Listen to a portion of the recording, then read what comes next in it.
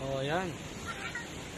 Good morning po mga katropa, mga kaibigan, mga kamag-anak. This is Conjeff TV, Tropang Ginebra, buhay ng mangyan. This is my day 6 of 45 days challenge. Paano bang pumayat? Ayan. Alam nyo po mga kaibigan,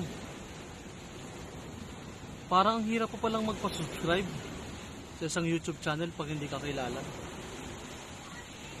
Kaya type ako ng try, diretso lang po para po sa aking challenge. Hindi po ako nawawalan ng pag-asa na isang araw papayat din ako. Ayan, ako po ay positibo para na rin po sa aking kalusugan, para na rin po sa ikahaba ng aking buhay. Alam niyo po, nandito po ako ngayon sa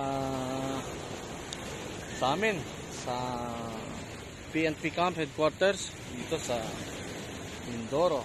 Tabing dagat po yan. Ayan po ang camp. Ayan po, may mga barrier protection yan. Nasa dagat po ako, tabing dagat. Mahilig po talaga ako sa dagat kasi po ako isa ring mangingisda. Farmer din po ako, alaga din po ako ng manok. Hindi lang po isang politiko. Tataka lang po ako, parang walang naniniwala na ako'y papayat. Abay, walang nagsusubscribe eh.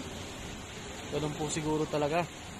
Pero kung dati po ako ay nagbe-breakfast ng ganitong oras, umaga, ngayon po umpisa na natin. Kasama. Sana po pag nagustuhan yung video ito at pag pumayat ako, mag-subscribe po kayo dito sa channel ni Conjeff TV. Ayan po. Tataka po talaga ako eh. Ang aking pong friend sa Facebook ay 5,000. Dalawa po ang aking account. Yung aking concept pa ng bayan. Ang friends ko po doon 5,000 din. Wala pang maniniwala na ako'y papayat. Nung ako'y manalo sa eleksyon, ang boto ko 14,000. Yung last election, huling laban ko, ang boto ko sa buong South, Oriental Mindoro, 35,000. Wala pang naniniwala na papayat ako.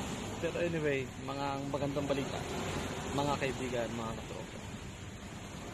Ako po ay ika-6 na araw na ngayon na hindi umiinom ng alak ni isang patak.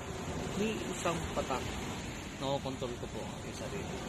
Kaya, at naniniwala po ako na sa aking diet na ginagawa ay may pag-asa po akong pumayat. Kaya, umpisa na po natin. Tuloy lang. Try natin. Hindi pa naman, wala pang 45 days, mga katropa. Pero, nararamdaman ko na. Warm water. Ito po ang aking unang iniinom as usual. Ayan.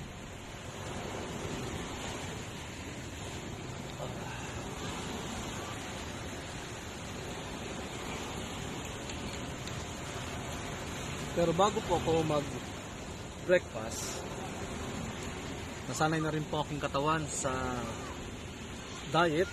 Ganun pa rin po, malakas pa rin aking pagpangatawan. Nag-rise na ako pag lunch. Ngayon naman po, sasamahan ko na po siya ng exercise. Jogging lang, jogging po. Yan, magja-jogging po ako dito, simula dito. Yan, sa kamay ko. Hanggang doon. Yan. 15 minutes. Back and forth. Dalawang balik po. Yun muna ngayon. Yan. Exercise po. Samahan na po natin ng exercise. Yan. Okay po. Anyway, ang aking pong breakfast talaga. Naniniwala po talaga ako rito. Sa bisa ng itlog. Alam niyo po ito. Kahit pa kumain ka po nito ng 2 o 3 sa hapon, hindi po siya delikado sa puso. Kasi hindi siya cholesterol. Ito po ay omega 3. Nakakatulong po siya sa puso. Hindi po siya nakaka-high blood. Ito po ay nakakababa ng timbang. Talaga itong itlog. Siyempre po may kasama ko ngayon na konti bread, graham, natin na biscuit. Ayan po, yan. Yan po ang aking magiging breakfast. Wala pa po akong lunch, di pa ako namamalengke. Malakas po ang dagat, di po nakahulog ang mga bangka. Ayan. Pero konti na lang kanin. Kung dati kalahating tasa, mas mababa ng konti sa kalahating tasa. Pag sa gabi naman po, pag hindi ko na naipakita yung aking kinakain, 2 itlog lang po yun. No rice at all. Ayan. Kasama na po natin exercise ngayon. Baka ngayong umaga, magja-jogging ako. Mamayang hapon, magji-gym naman ako. Ayan, try natin. Try po natin mga kasama.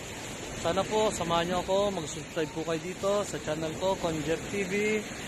Samahan nyo po akong magpapayat. Looking positive po. Looking forward. Mayawa si Lord. Thank you po mga kasama. God bless you all. See you tomorrow again.